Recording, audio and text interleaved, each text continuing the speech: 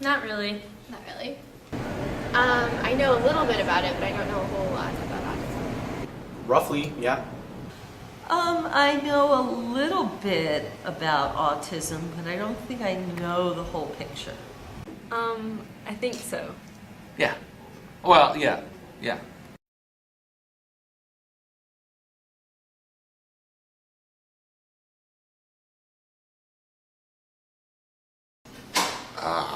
I don't know, probably 35 million, something like that. I don't know. I'd probably say 15%. 100 million. 300 million people? Yeah, I don't know. I was gonna say millions. I'm not sure. A couple thousand? I don't know.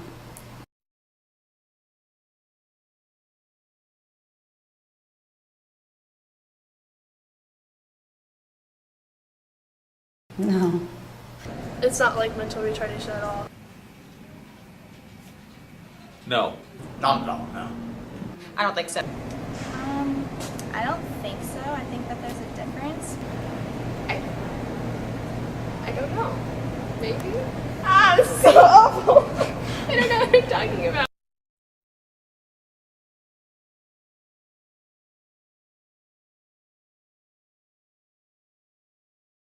No. I know that for sure. I don't think that there's a cure. If there was, I really wish I knew it. Not that I know of, but I've never really researched it, so. I'm gonna say no. That's a good question. Not one that's been discovered. I don't know. I don't think so. No.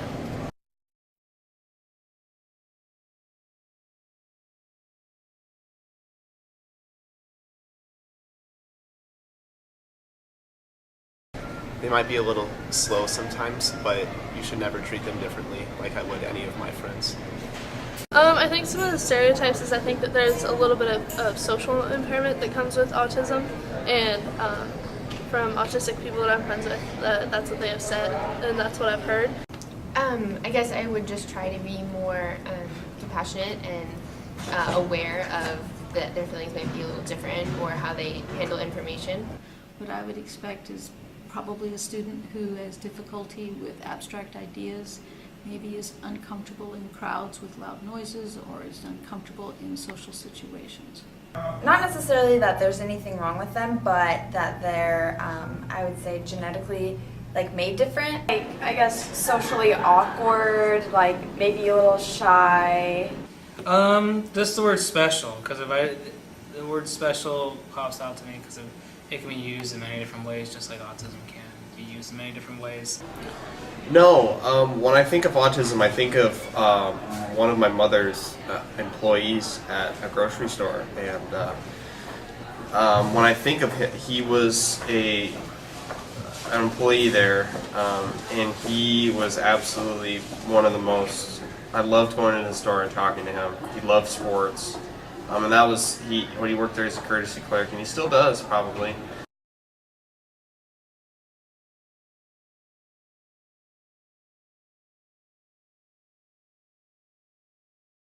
Yeah, I have a couple. Yes, I do.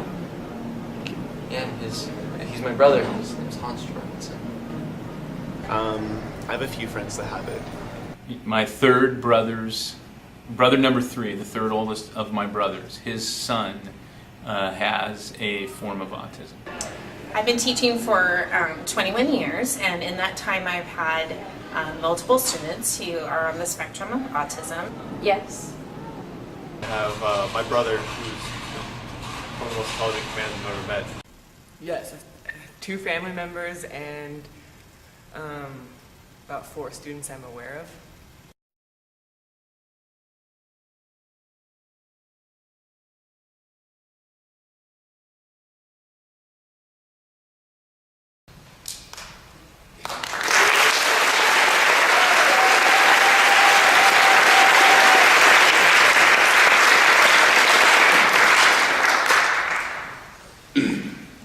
First of all, I'd like to thank all of you so much for coming and giving me your time today. It really means a lot. Me and my committee and Mr. Peters and everyone. thank you so much for making this possible. But anyway, I'm going to get started here because we don't have a whole lot of time. First of all, what is autism in the first place? Well, autism it's a lot of things. It's a pervasive developmental disorder. Also can be called genetic disorder, biological disorder, or whatever have you. But I find the best way to describe what autism is a spectrum, or like an umbrella. For example, you have people who are low functioning on it, or you have people kind of like me who are high functioning. Now, for those of you who don't know me, I have a form of autism called Asperger's syndrome. Now, Asperger's syndrome is probably one of the more common forms of autism, and it can be varying severities among different people. I'll tell you a few things about me really quickly so I can get on to the thing that I really want to do. Examples, things that happen to people who have autism, at least in my experience. I'm really oversensitive to certain things, like we can have trouble with sights, sounds, or textures on things. Like, example, if anyone's ever seen me at a pep rally, I'll wear those big headphones or earplugs sometimes. The reason I do that is because if I didn't wear them, I would be in pain, and I couldn't cope that way. Some other things about me, besides just, things like oversensitivity, you also got stuff like social awkwardness. And as anyone who's talked to me, I'm not the smoothest person around. A lot of people with forms of autism have trouble with talking to people regularly and connecting on certain levels. Not that we can't connect. Anyone who knows me knows that I can connect with people fine. It's just I tend to do it in a different way. A good way to explain this, I guess, okay, say, like two people are talking normally to each other and someone tells a joke and it's funny. That doesn't come as easily to me. For one thing, people like me, not to generalize everyone, but a lot of people with Asperger's at least, tend to be very literal-minded. This can lead to a lot of dense situations, as people know. I couldn't tell that two of my friends were dating until they just outright said it, so. But, that's another thing. Let's see. Besides the social awkwardness and social problems and the oversensitivity, it also can come with some physical impairments sometimes. Autism can affect motor skills for a lot of people. For example, I used to be horrible with my hands, and I had to go to a physical therapist when I was younger. Like, to be completely honest, I couldn't tie my shoes until I was 10 years old. I didn't know how to button my shirt at first. When I closed my eyes, I had no idea of anything like facial recognition or whatever they call that. And, stuff like that comes a lot harder to people like me, and we have to really work at it. One last thing I want to mention is people with autism tend to think differently than the way that what I'll call a neurotypical, or someone who doesn't have autism in this case. I don't want to use the word normal because that's overrated. And as I know a lot of you people, none of you are normal. So, yeah. But anyway, what I was saying is, someone may think about something in one way, but okay, let me set this up. There's this guy who wrote this book called I Was Born on a Blue Day. I cannot remember the man's name, but I recommend the book. He has autism. He's actually a savant. Not all autistic people are savants, by the way. That's a myth, although it would be cool, but... and the way he relates things to the world is, he envisions the world in numbers and colors. Like, the letter 9 can be very scary to him, but the letter 6 can be very comforting, and that's how he makes sense of things. I kind of have something similar, but not with numbers. I think in rhythmic musical patterns.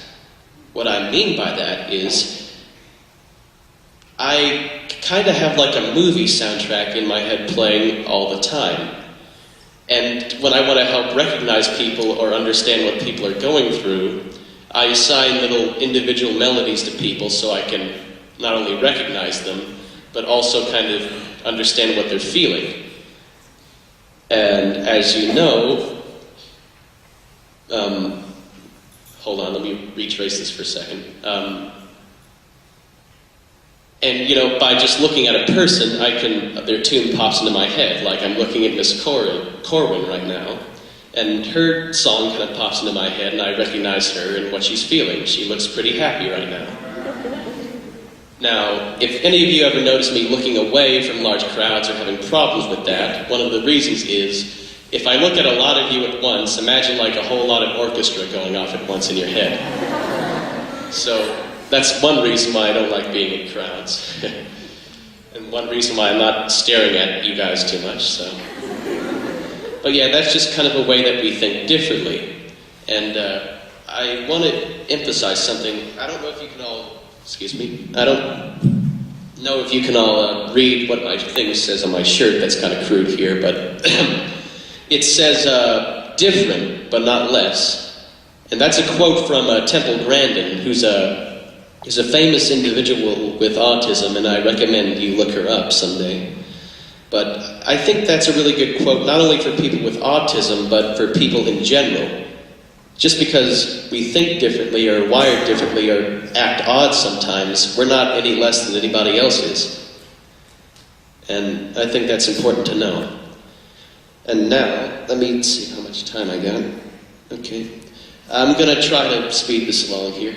I'm going to open up a Q&A thing now. If any of you have any questions for me whatsoever, feel free to come up to Mr. Bonner here. Right here. And you can ask him a question, and then I'll do my best to answer it. Hey, while we're waiting, could you do Mrs. Corwin's beat? I think the kids would be curious. It's kind of cool. What is her rhythm or beat that you have in your head for her? Okay. Well, don't ask me to do everyone's at once, because that'll take forever. Da da da da da da da da da da da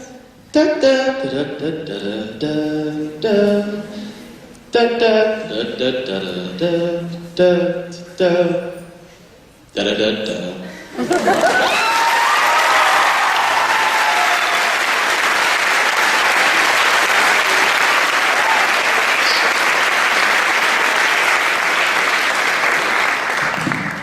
Hey, so on your slideshow you said that there's no cure for autism. Is there a way by like being put in social situations that you could, I guess, counteract it? Like you have? Oh yeah.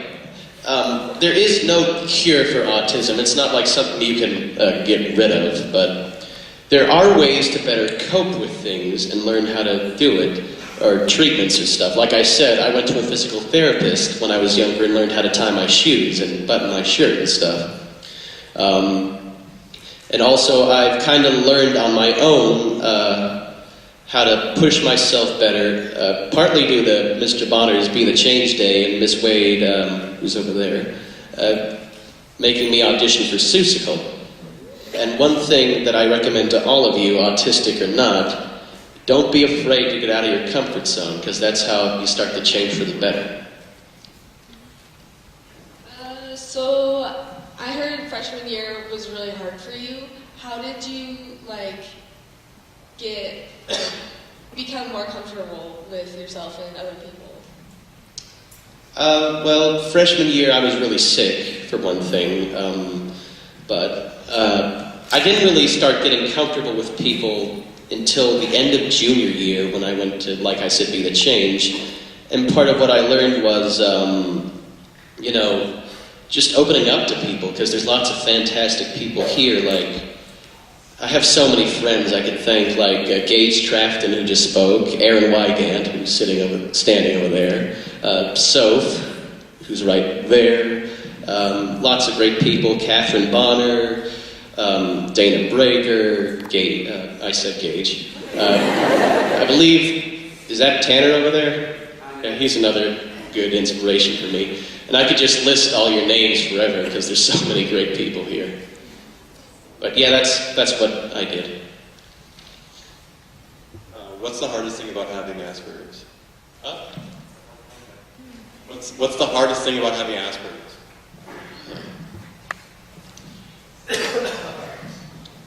You know, there's lots of difficult things that kind of come along with having Asperger's or autism or anything, but I guess the hardest thing is just when I have those days where I just don't get something. And what I mean by that is some days I want to connect with people. I want to be the talkative guy. I want to be the guy who has fun. I want to be like Aaron or Ryan Rodriguez or Sam Hinson or any of those people.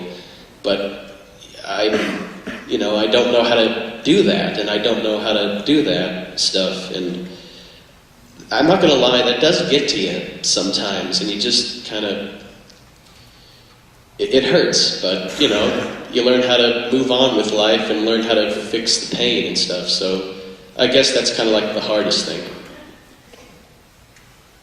Coming from someone who's neurotypical like me, and I really admire you as an actor, and I like being able to be around you for that.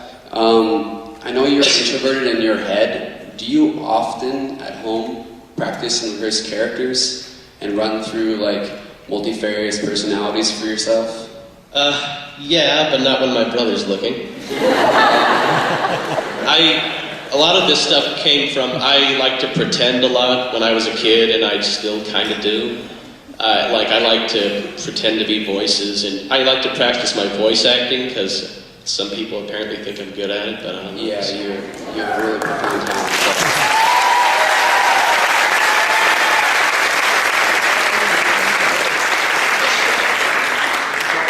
So I suppose it was a few weeks back, I heard you do the announcements several times. That was really great, by the way. I'm wondering, what made you get into ASB? Well, actually, the funny story is I wanted to do this thing. Besides that, I wanted to meet a lot of great people. I had a lot of friends who were in ASB, and I just wanted to hang out with them more. Plus, you know, I just figured that it'd be good for me, it'd be good for getting out of my comfort zone, and it would just push me further out to where I wanted to be in life. Okay, you actually asked me this question, so I stole it from you. But what drives you? What makes you want to get up in the morning? Oh, that's simple. Love. I know it's really funny, but that's what it is.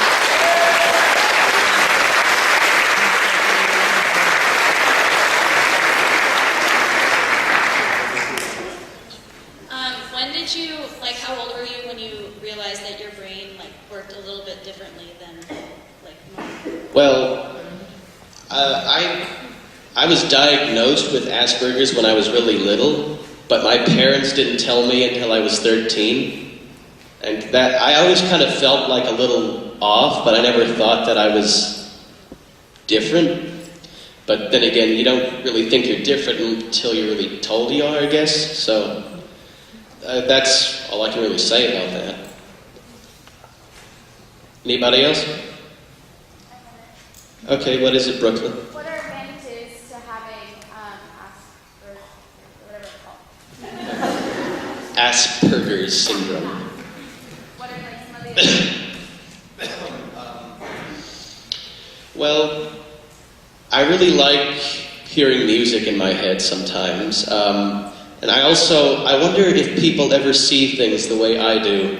Because sometimes I just love to look up at the stars at night, and I can just see little details about them. It's how they shine, and I don't know. I think one of the best things is that I earnestly think about things in a way, and I'm just kind of really blunt about how I feel, and I guess that's kind of good. So, Tanner? I want to clear a misconception that I might have. Does autism parallel any way with attributes of schizophrenia? No, it does not.